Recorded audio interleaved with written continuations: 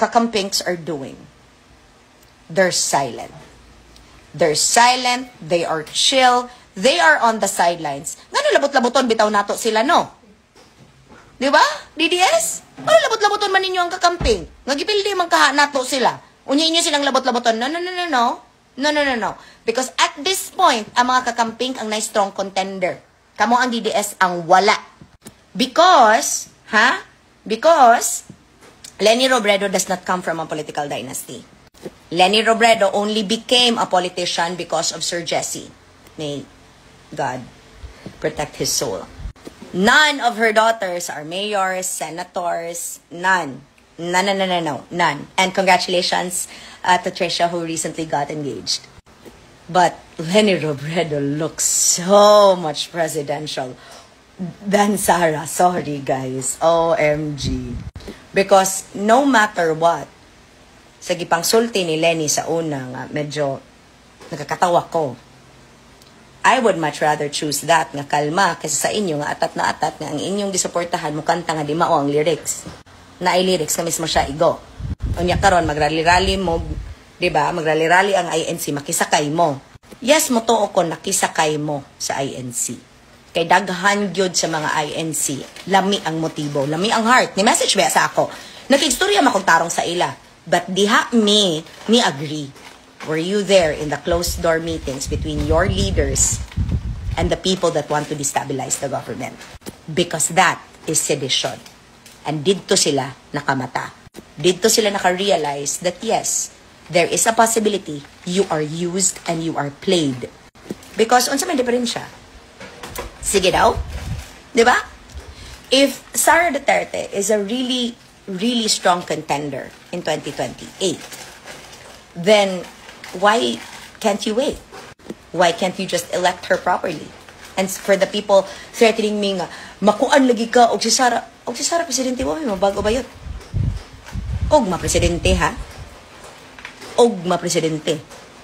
Unya, og manabla na pod ang kakamping sa inyo mga beshi, kay makalagot mo. Unya, og ilubong na sad mo sa mga kakamping. Ako, dili ko mo ingon nga, between Sara and Leni ko. Pero dili po ko nga kanang super kayo magrarara for Leni, hindi mo ni kaila. And besides, sa kakamping na po na, oy. Di ba? And whoever is president, it doesn't change my life. It just so happens nga, dili na ko musabay ninyo. Insulto ko na ko ang presidente. Kaya ako may nibutar ma ko niya. Mayroon kong nag-regret ko. At the end of the day, no, kana inyong regret, di na malungag. At the end of the day, kana inyong regret nga, kayong unity mo na, face it. Nabudol tang tanan. Ang ako lang, I know for a fact that gibarugan ako si Marcos because si Marcos is presidente. Because si Marcos is doing his best. Sara is also doing his best. Sa laag o sa gubot. Kaya ka nang muingon, pareha itong isa ka DDS na driver na ako sa Grab the other night. Kaya nagubot kay ang Pilipinas. Gito ba ginako siya, sir, naundang ba ang kinabuhi nimo sa imong giingon nga gubot ang Pilipinas? Dili, ang gubot ang DDS. Ang gubot ang DDS na pinakabastos sa ngatanan. And I am ashamed to even support the kind of mindset that you have. I am ashamed to even be called and labeled the same as you. Manamingon dyan ko, guay, di dyan ko DDS, bahala, dyan mo diyang tanan. Because di ko mailad og maleta. Dili ko matarantar og himuon akong hero si Zaldico. And mas labaw nang dili ko magrali-rali og tulo ka adlaw nga akong irisgo akong kinabuhi para lang panaogon si PBBM bugo. Because my gosh, stay at home. Kay if you want transparency, if you want change it within yourselves and start at home.